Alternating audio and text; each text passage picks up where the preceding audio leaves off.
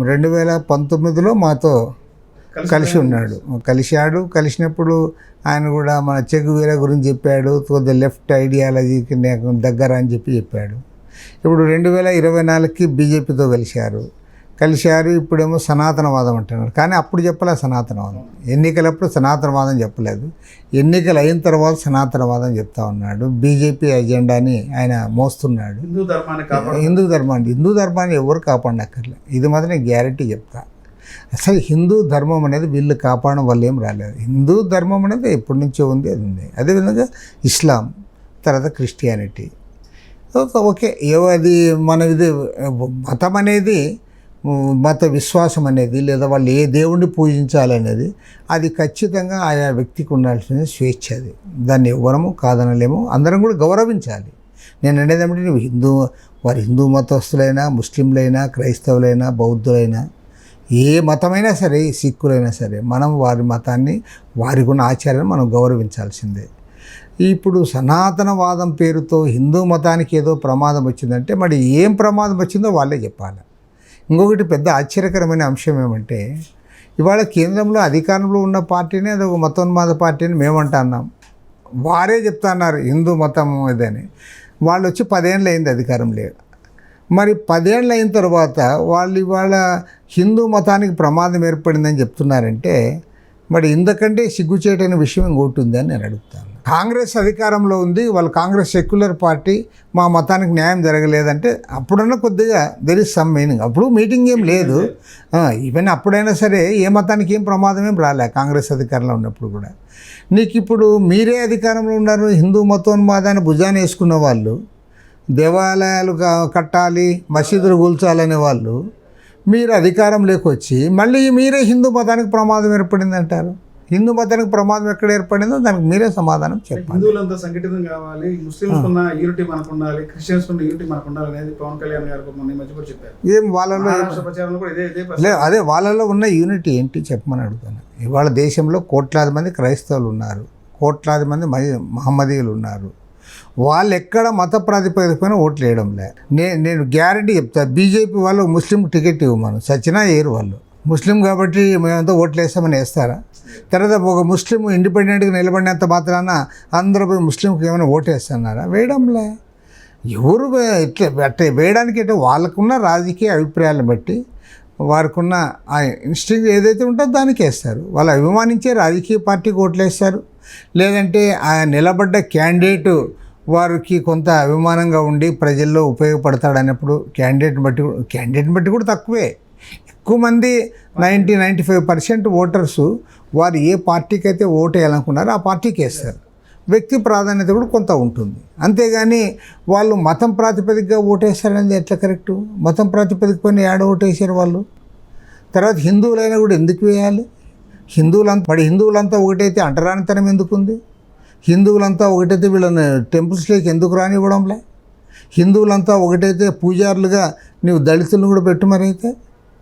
కాబట్టి ఏమంటే ఇదంతా కూడా పక్కా మత ప్రాతిపదిక పైన రాజకీయాలు చేయాలనుకునే శక్తులు ఒక సంకుచిత భావంతో వీళ్ళంతా పనిచేస్తూ ఉన్నారు. వీళ్ళు హిందువులకు చేసింది కూడా ఏమి లేదు, దట్ ఐ కెన్ సే. ఎందుకంటే ఈ 10 ఏళ్ల కాలంలో మీరు హిందువులకు మేలు చేసింది ఏదో చెప్పమని నేను అడుగుతాను. మీరు హిందువులకు పలానా చేశామని చెప్పండి. హిందువులకు ఏమైనా ధరలు తగ్గించారా? హిందువులకైనా ఉద్యోగాలు ఇచ్చారా? హిందువులకైనా పేదరికాన్ని పోగొట్టారా? వాళ్ళకి ఏం చేశారు చెప్పండి. వాళ్ళకి మీ దగ్గర సమాధానం లేదు. మీరు అవన్నీ చేస్తామని ఫోన్లే, మేము ముస్లిమ్స్ ఎలా, క్రైస్తవులు ఎలా, హిందువులకు ధరలు తగ్గించి నమ్ముతా ఉన్నావా? ఫోన్లో ఎంప్లాయ్మెంట్ ఏమైనా వాళ్ళకి కల్పించావా? ఏం చేసావు నువ్వు? ఏమి చేయకపోతివి. హిందూ ధర్మం ప్రమాదం ఉందని చెప్పంటారు. హిందూ ధర్మం ప్రమాదం కొంచెం ఉంటారు, దాన్ని ఏం చెప్తారు? అది హిందూ ధర్మం. నన్ను అడిగితే మీరు అధికారంలోకి వచ్చిన తర్వాత మైనారిటీ మతస్థులను 2వ శ్రేణి పౌరులుగా చూస్తున్నారు. ముస్లింలను మీరు కించపరుస్తున్నారు. పదే వాళ్ళని కించపరుస్తూ మాట్లాడమే కాదు, రాజకీయ రంగంలో కానీ ఇతర రంగాల్లో కానీ ఎక్కడ వాళ్ళని కనపడకుండా కనుమరుగు అయ్యేటట్లు చేస్తున్నారు. బీజేపీ ఎంత పెద్ద పార్టీ, ఇవాళ సెంట్రల్ క్యాబినెట్లో ఒక్క ముస్లిం లేడు. భారతదేశ వ్యాప్తంగా దాదాపు 18 కోట్ల మంది ముస్లింలు ఉన్న దేశంలో ఇవాళ ఒక్క సెంట్రల్ మినిస్టర్ లేడు అక్కడ. నువ్వు ఎక్కడ కీలకమైన స్థానాల్లో వాళ్ళని పెట్టవు, వాళ్ళకి కనీసం ఒక ఎంపీ టికెట్ ఇవ్వవు, ఒక పెద్ద పెద్ద రాష్ట్రాల్లో ఒక ఎమ్మెల్యే టికెట్ ఇవ్వవు. నువ్వు రాజకీయంగా వాళ్ళ ఒకవైపు ముస్లింలను వాళ్ళ క్రైస్తవులను అణగదొక్కుతూ మళ్ళీ హిందూ మతానికి ప్రమాదం ఏర్పడింది అంటున్నావు.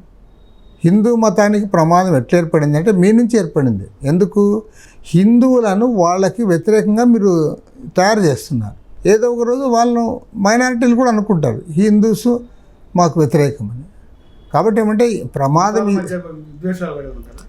తప్పకుండా విద్వేషాన్ని రెచ్చగొడుతూ ఉన్నారు, పెంచుతూ ఉన్నారు. స్లో పాయిజన్ పెట్టిన వాళ్ళు పెంచుతూ పోతూ ఉన్నారు. కాబట్టి ఇప్పుడు వారైనా మన మాదిరి మనుషులే కదా, వాళ్ళు చదువుకున్నారు. నువ్వు పదే పదే వాళ్ళని కించపరుస్తూ వాళ్ళని అన్నింటిలో దూరం పెడితే వారేమనుకుంటారు? అరే ఈ దేశంలో మాకు ఇది ప్రాతినిధ్యం లేదా, మేము ఈ దేశ పౌరులం కాదా, లేకపోతే మాకు భాగస్వామ్యం లేదా? ఇప్పుడు వాళ్ళ భారతదేశ స్వాతంత్ర పోరాటంలో ఇవాళ ఈ ఆర్ఎస్ఎస్ వాళ్ళు వీళ్ళెవరు పాల్గొనలే, కానీ ముస్లింలు పాల్గొన్నారు. ఆర్ఎస్ఎస్ వాళ్ళు ఎవరైనా పాల్గొంటే వాళ్ళు చెప్పమని ఎవరు పాల్గొన్నారు? ముస్లిం చాలామంది పాల్గొన్నారు, జైళ్ళకు పోయారు, ఆస్తులు పోగొట్టుకున్నారు, ప్రాణాలు పోగొట్టుకున్నారు, చాలామంది పోయారు. ముస్లిం అమరవీరులు అయ్యారు వాళ్ళు. అదేవిధంగా హిందువులు పెద్ద సంఖ్యలో పాల్గొన్నారు. సిక్కులు వాళ్ళు మరింత పెద్ద సంఖ్యలో వాళ్ళు ఫైట్ చేశారు. కాబట్టి ఏమంటే ఆ రోజు భారతదేశ స్వాతంత్ర పోరాటంలో హిందువులు, మహమ్మదీయులు, సిక్కులు అందరూ కూడా వాళ్ళు ఎనలేని త్యాగాలు చేశారు. వాళ్ళు ఎప్పుడు మతం చూడలే ఆ రోజు. మీరు అసలు ఈ బీజేపీ అనే దీని యొక్క మాతృ సంస్థ ఆర్ఎస్ఎస్. ఈ ఆర్ఎస్ఎస్ కూడా అప్పటికి ఉంది, 1925లోనే వాళ్ళు ఆవిర్భవించారు. కానీ వాళ్ళు ఎక్కడా కూడా వాళ్ళు స్వాతంత్ర పోరాటంలో పాల్గొనలేదు. పైగా బ్రిటిష్ వారితో లాలుచిపడ్డారు వీళ్ళు. Indirectly RSS indirectly supported Britishers. బ్రిటిష్తో మంచి సంబంధాలు మెయింటైన్ చేశారు వాళ్ళు.